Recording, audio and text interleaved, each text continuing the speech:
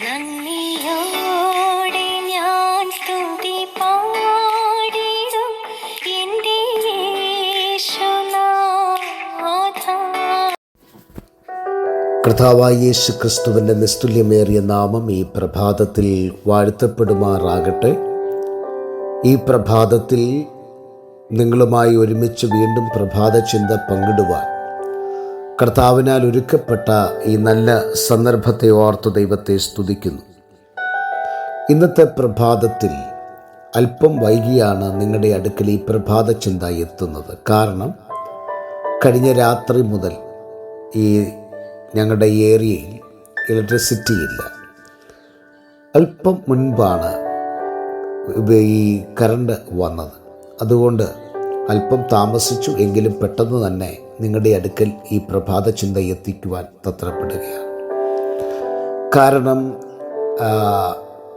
എന്നെ സ്നേഹിക്കുന്ന എൻ്റെ പ്രഭാത ചിന്തകൾക്ക് ഒരുപാട് പ്രയോറിറ്റി നൽകുന്ന, അതുപോലെ തന്നെ അതിനെ നല്ല നിലയിൽ പ്രാർത്ഥനയിൽ സഹകരിക്കുന്ന, പ്രാർത്ഥനയിൽ എന്നെ കൈത്താങ്ങുന്ന ധാരാളം പ്രിയപ്പെട്ടവരുണ്ട്. കഴിഞ്ഞ ദിവസം എൻ്റെ ഒരു ജ്യേഷ്ഠൻ, ഞാൻ ജ്യേഷ്ഠ തുല്യം സ്നേഹിക്കുന്ന ഒരച്ഛൻ, അദ്ദേഹം തിരുവനന്തപുരത്ത് താമസമാണ്. അദ്ദേഹം എന്നെ വിളിച്ചിട്ട് പറഞ്ഞു, ജോസ്മോനെ ഒരു ദിവസം പോലും ഇത് മുടങ്ങരുത്, കാരണം ഞാൻ ഒരുപാട് പ്രിയപ്പെട്ടവർക്ക് ഈ സന്ദേശം അയക്കുന്നുണ്ട് എന്ന് പറഞ്ഞു. സത്യത്തിൽ അങ്ങനെയുള്ള ചില കമൻസുകൾ കേൾക്കുമ്പോൾ മനസ്സിനൊരു വല്ലാത്ത ആശ്വാസമാണ്. അതുകൊണ്ട് തന്നെയാണ് ഈ പ്രഭാതത്തിൽ നിങ്ങളുമായി അല്പം ലേറ്റായിട്ടാണെങ്കിലും ഈ പ്രഭാത ചിന്ത ഞാൻ എത്തിക്കുവാനായിട്ട് ആഗ്രഹിക്കുന്നത്. നമ്മൾ ഈ ദിവസങ്ങളിൽ യാക്കോബിൻ്റെ ലേഖനം ഇങ്ങനെ പഠിച്ചുകൊണ്ടിരിക്കുകയാണല്ലോ.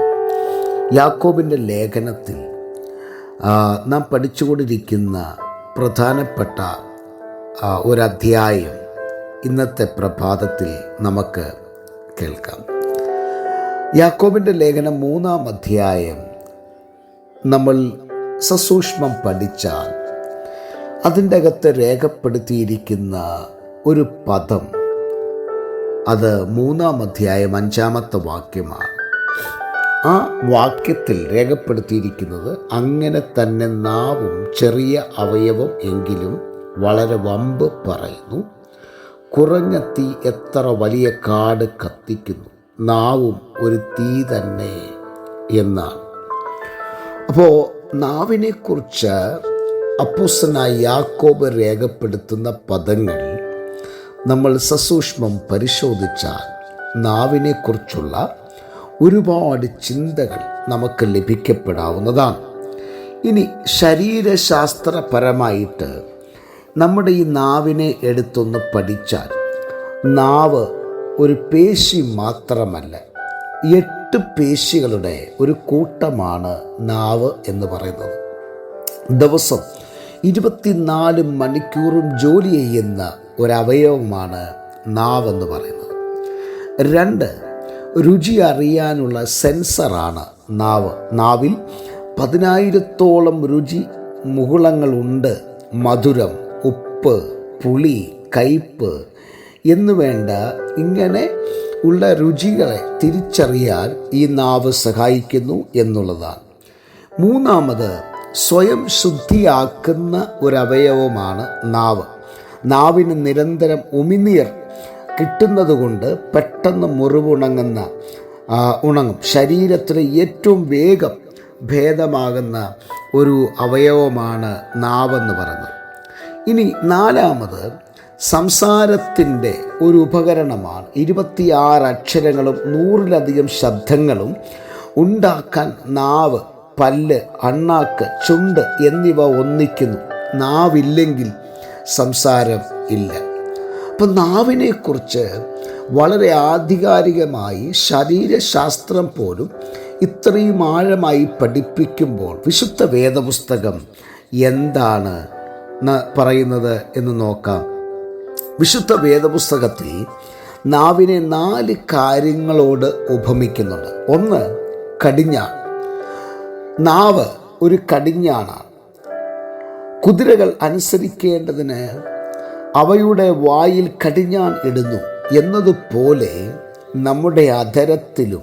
അതുകൊണ്ട് സങ്കീർത്തനക്കാരൻ പറയുന്നത്, ദുഷ്ടൻ നിന്റെ മുൻപിൽ ഇരിക്കുന്നത് കൊണ്ട് നിന്റെ നാവിന് കടിഞ്ഞാണിടണം എന്ന് പറഞ്ഞു.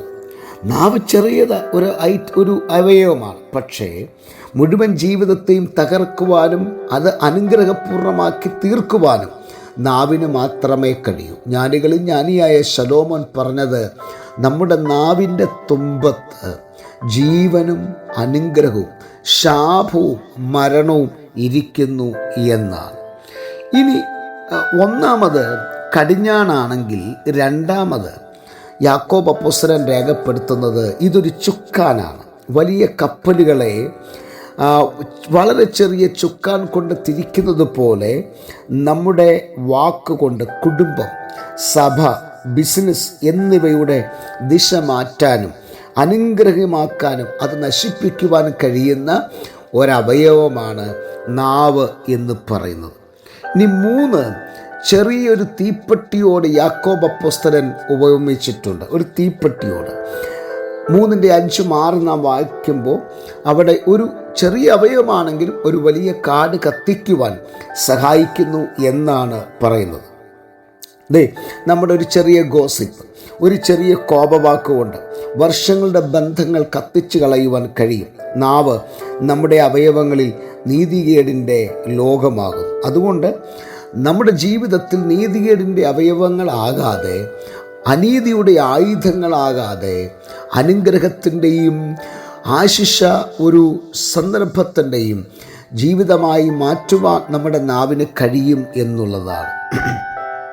4-മത്തത് ഉപ്പുനീരിൻ്റെയും ശുദ്ധജലത്തിൻ്റെയും ഉറവിടമാണ് എന്നാണ് യാക്കോബ് അപ്പോസ്തലൻ പഠിപ്പിക്കുന്നത്. അതായത് ഒരു ഉറവയിൽ നിന്ന് മധുരജലവും കയ്പും പുറപ്പെടുവുമോ. അപ്പോൾ ഇത് രണ്ടും ഒരുപോലെ പുറപ്പെടുന്ന ഒരു അവയവമാണ് നാവ് എന്ന് പറയുന്നത്. ഒരേ വായിൽ നിന്ന് ജനത്തെ അനുഗ്രഹിക്കുകയും മറ്റൊരാളെ ശപിക്കുകയും ചെയ്യുന്ന സമ്പ്രദായം എന്താണ് നാവിനുണ്ട് എന്നുള്ളതാണ്. ഈ നാവിനെക്കുറിച്ചുള്ള ബാക്കി ഭാഗം നാളെ പ്രഭാതത്തിൽ, മീൻസ് തിങ്കളാഴ്ച നമുക്ക് കേൾക്കാം. കർത്താവ് സഹായിക്കുമാറാകട്ടെ. കണ്ണുകളെ അടയ്ക്കാൻ പ്രാർത്ഥിക്കാം. നല്ല ദൈവമേ, സ്വർഗസ്ഥ പിതാവേ, ജനത്തെ അനുഗ്രഹിച്ച് പ്രാർത്ഥിക്കുന്നു. വലിയ അനുഗ്രഹമാക്കി തീർക്കണം. യേശു ക്രിസ്തുവിൻ നാമത്തിൽ തന്നെ ആമേൻ. എല്ലാവർക്കും നല്ലൊരു പ്രഭാതം നേരുന്നു. ക്രിസ്തുവിൽ നിങ്ങളുടെ പ്രിയ സഹോദരൻ പാസ്റ്റർ ജോസ് സാമുവേൽ.